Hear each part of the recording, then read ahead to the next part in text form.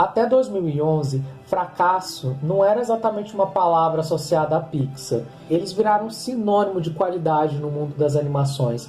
A maioria dos seus filmes foram considerados joias cinematográficas. Até seus filmes com menos aclamação tinham sido bem recebidos. Nada que possa ser considerado uma bomba.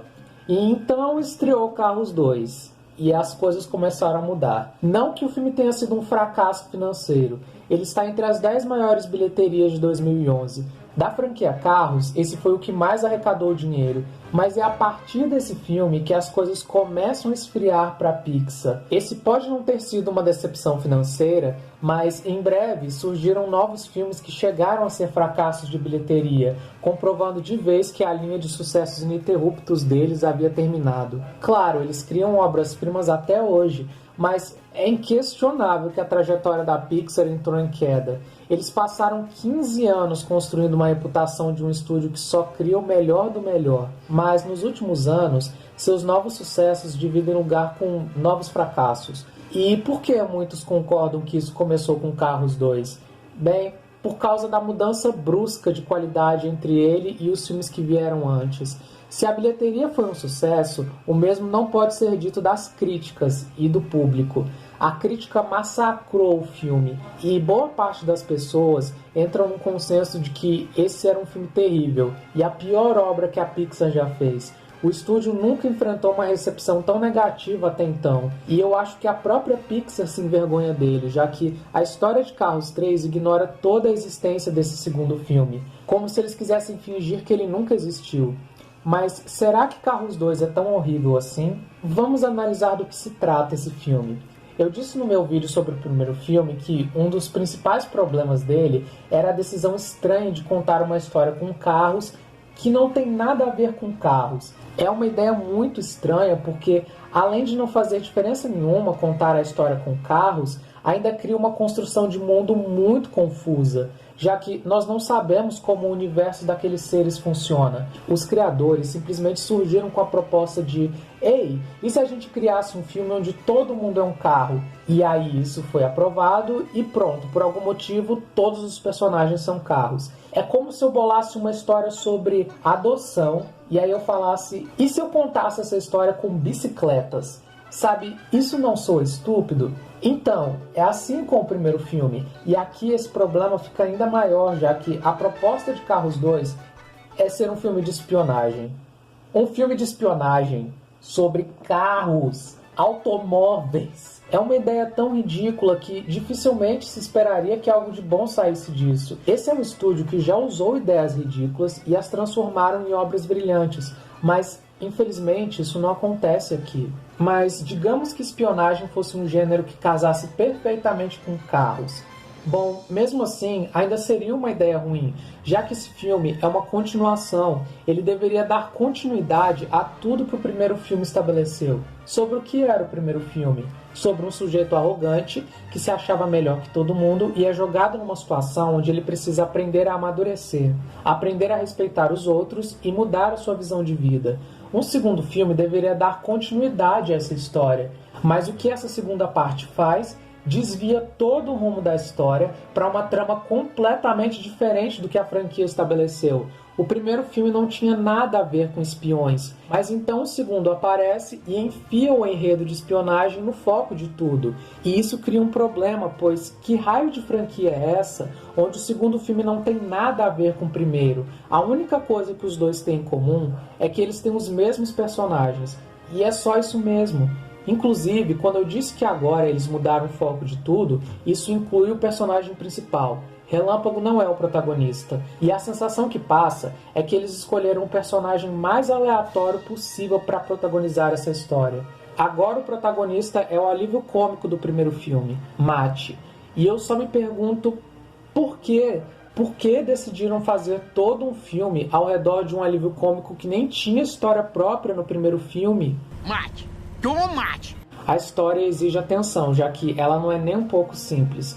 Tudo começa quando um espião do governo chamado Finn McMissile, durante uma missão, descobre que seu parceiro de espionagem foi assassinado por descobrir informações de bandidos. Enquanto isso, em Radiator Springs, Matt incentiva Relâmpago McQueen a participar de uma corrida que vai acontecer em outros países. Relâmpago decide aceitar e leva Matt junto com ele.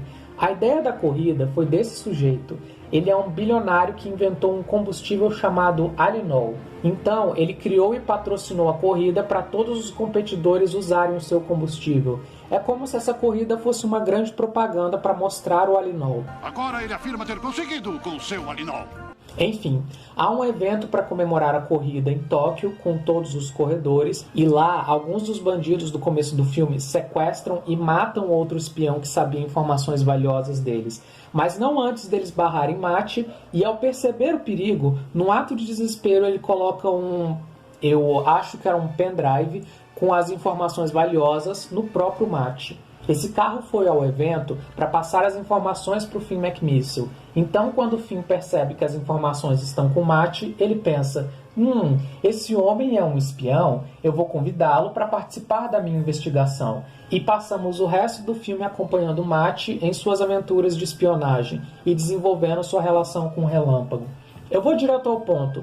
A história desse filme não faz o menor sentido. São tantos problemas que eu precisei dividir cada um em alguns capítulos, e eu vou analisá-los agora.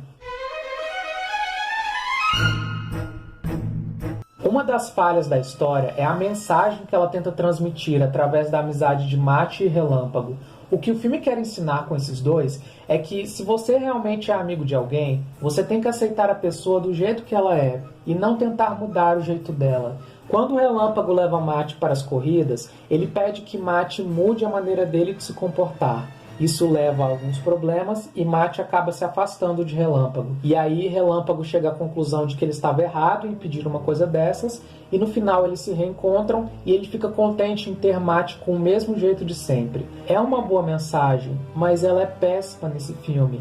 Por mais que o filme retrate Relâmpago como o errado da situação, é Matt quem está realmente errado. Relâmpago desde o começo é um bom amigo. Ele é bastante camarada e nunca é ofensivo com Matt. Por outro lado, Matt passa boa parte do filme colocando o Relâmpago em situações desconfortáveis. Quando eles estão no evento, o Matt come uma comida apimentada e sai correndo gritando até o palco onde Relâmpago estava fazendo seu discurso, bebe a água usada para embelezar o palco e interrompe o discurso gritando no microfone.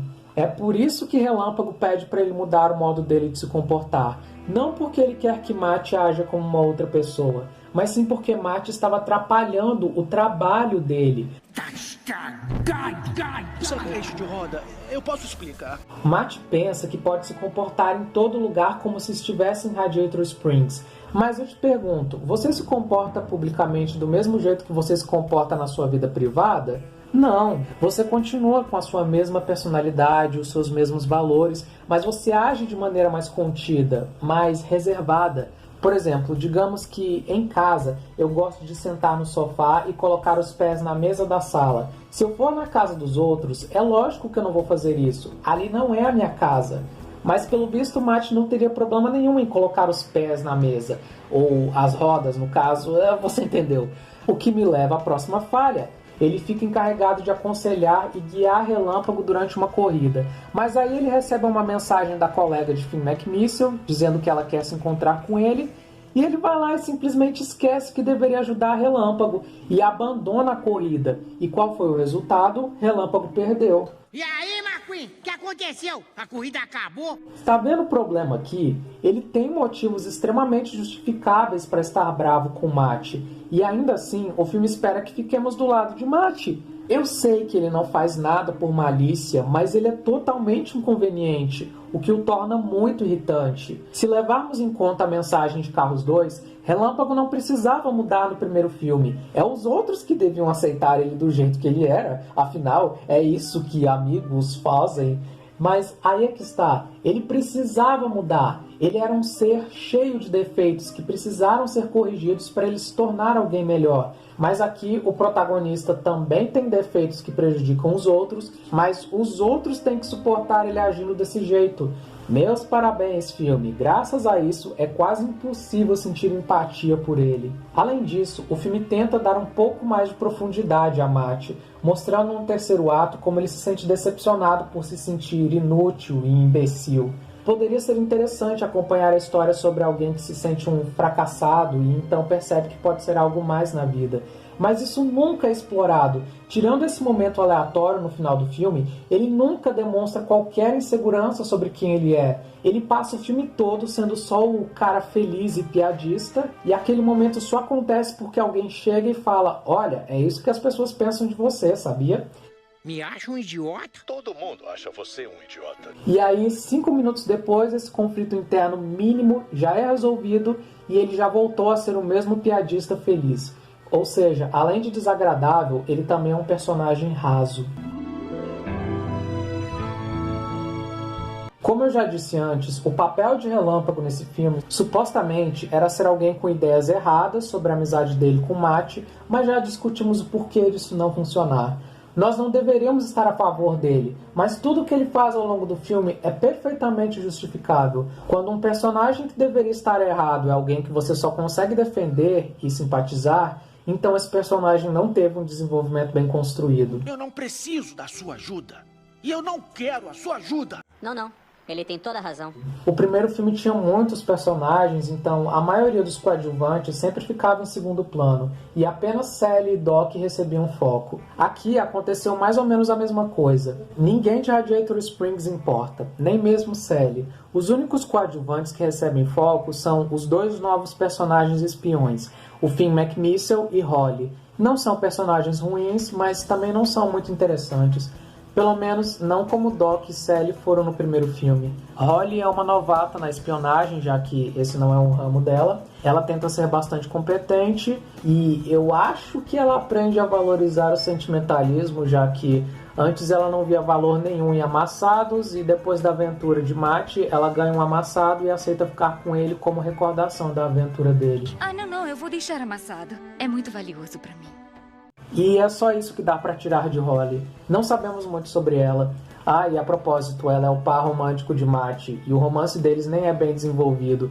Matt, desde o início, parece gostar dela, mas ele fica o tempo todo irritando e constrangendo ela sem querer. Ela não sente nada por ele, e aí na última cena do nada eles aparecem como um casal.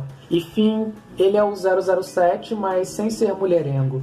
Ele é muito profissional, heróico, ético e simpatiza bastante com Matt. Não são personagens totalmente vazios, mas sabemos muito pouco sobre eles para considerá-los interessantes. Mas eu não acho que isso seja um problema, porque a história não exige que o público saiba muito deles. Só sabemos o que é extremamente necessário para a história. Mas falando dos coadjuvantes, outro problema que eu tive com o filme é o seguinte: como é uma história sobre desvendar um mistério e o Matt é quem soluciona o caso, ele precisa ser o personagem mais inteligente do filme. Mas como desde Carros 1 ele nunca foi um exemplo de sabedoria, todos os personagens coadjuvantes precisam parecer burros para ele se sobressair. Por exemplo, olha essa cena, onde ele desvenda uma peça importante do caso. E tá vendo as caixas espalhadas? É tudo peça original, muito difícil de conseguir, é verdade. Peças raras? Muito bom, Matt. Eu jamais teria visto isso. Ele é o único que consegue desvendar uma coisa que os espiões geniais deveriam ter sacado desde o começo. Afinal, eles são especialistas nessas situações. Mas, inexplicavelmente, Matt é quem tem as respostas. Ele claramente não é um espião. E durante boa parte do filme é nítido que ele não faz ideia de que está em uma investigação criminal. E Finn e Holly passam 80% da história sem perceber que contrataram um cara comum aleatório sem qualquer experiência de espionagem. Ele soletra com todas as letras desde o início que ele não é um espião.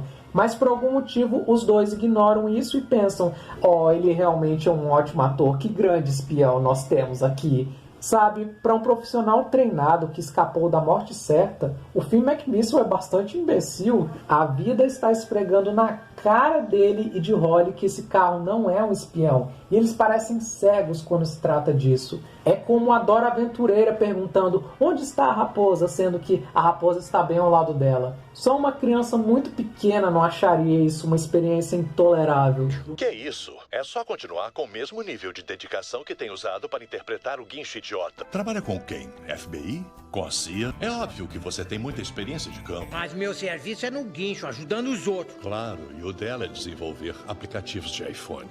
Outro exemplo, há uma cena onde Matt se disfarça de um dos bandidos para se misturar com eles. Mas por alguma razão ninguém percebe que esse não é o parceiro de crimes deles. apesar de ele aparecer com um sotaque completamente diferente. Isso é o que eu chamo de festança, não é, Ivan?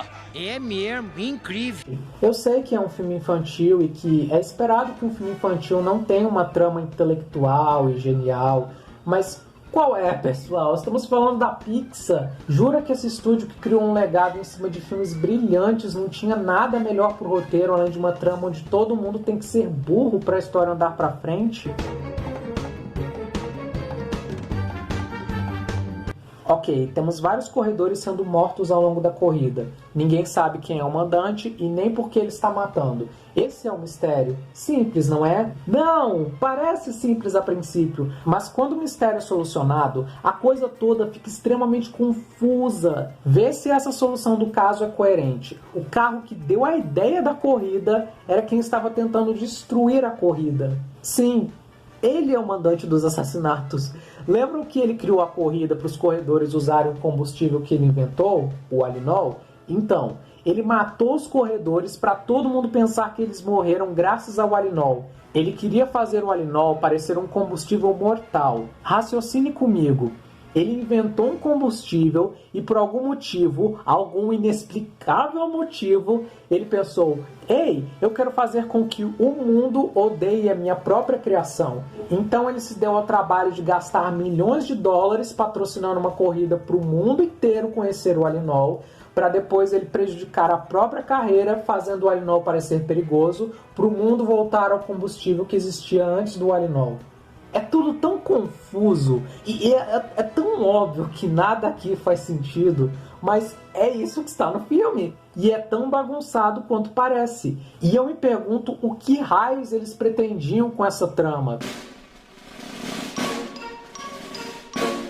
Então, depois de tudo que eu falei até agora, vocês devem pensar que nada em Carros 2 se salva e eu absolutamente odeio esse filme.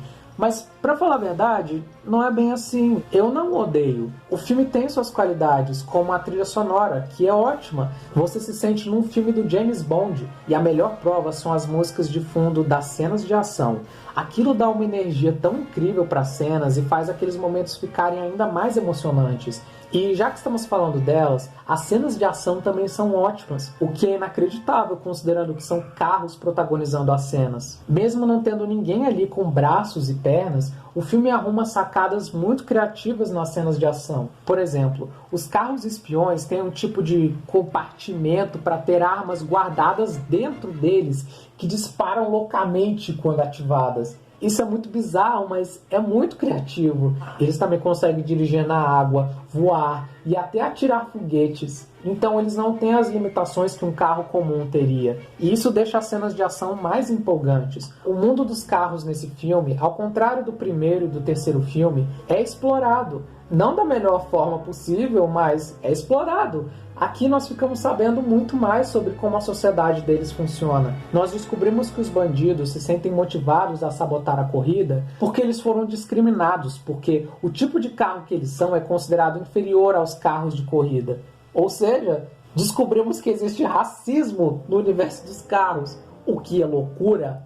É loucura, mas está no filme. Nos chamam de nomes terríveis. Carroça, lata velha, calhambeque, banheira, rolimã, treme-treme. E outra coisa, aqui eles estabelecem que os carros têm mortalidade. E isso dá carta branca para assassinatos, muitos assassinatos. Normalmente você não vê tantos assim em um filme infantil. Mas aqui, como são carros, ninguém fica pensando quão chocante aquilo é. Porque são carros sendo destruídos, não pessoas morrendo. Nem as crianças ficam chocadas com as mortes. Então o filme se aproveita disso para matar para valer. No início do filme, eles literalmente mostram o corpo de um cara que foi assassinado, mas não há nada gráfico porque é um automóvel, um bloco de sucata agora. E isso aumenta os riscos da história, já que a qualquer minuto alguém pode literalmente explodir. E foi bom eles terem usado a morte como uma saída para tirar Doc da franquia, já que o seu dublador havia falecido antes de Carros 2 ser produzido. O Doc ia ficar orgulhoso de você, com certeza. A animação também é ótima. Não estamos mais apenas em Radiator Springs. Nós estamos viajando ao redor do mundo. Então você tem uma variedade de cenários lindos. A arquitetura desse universo também traz umas imagens com muita imaginação. Eu também gostei que as corridas são apenas uma trama secundária nesse filme, já que o final do primeiro filme estabeleceu que não importa quem realmente ganhar. Então, foi uma decisão inteligente não focarem de novo nas corridas. Precisava jogar tudo numa trama de espionagem? Não, mas pelo menos fizeram isso. Então, graças a esses elementos, eu não odeio esse filme. Eu não posso dizer que esse é um dos piores filmes de animação que eu já assisti. Isso com certeza é um exagero, já que tem alguma criatividade que os piores filmes jamais teriam. E a qualidade técnica ainda é ótima. Mas, eu não consigo deixar de pensar que Carros 2 é uma bagunça. Por mais que tenha alguns elementos que se destacam, a grande maioria do filme não funciona. E no saldo geral temos uma história mal construída com temas mal abordados e personagens que deixam a desejar. Não é à toa que muitas pessoas consideram ele o fundo do poço da Pixar. Eu não sei se eu colocaria nesse patamar, mas definitivamente é um dos mais fracos. E é isso, gente. Esse foi meu vídeo sobre Carros 2. Se você gostou desse vídeo, deixa o seu like, compartilha esse vídeo com seus amigos, com a sua família, se inscreva no canal. Caso você queira conferir o meu Instagram, ele vai estar aparecendo aqui na tela final para vocês verem. E é isso, gente. Um beijo e até o próximo vídeo.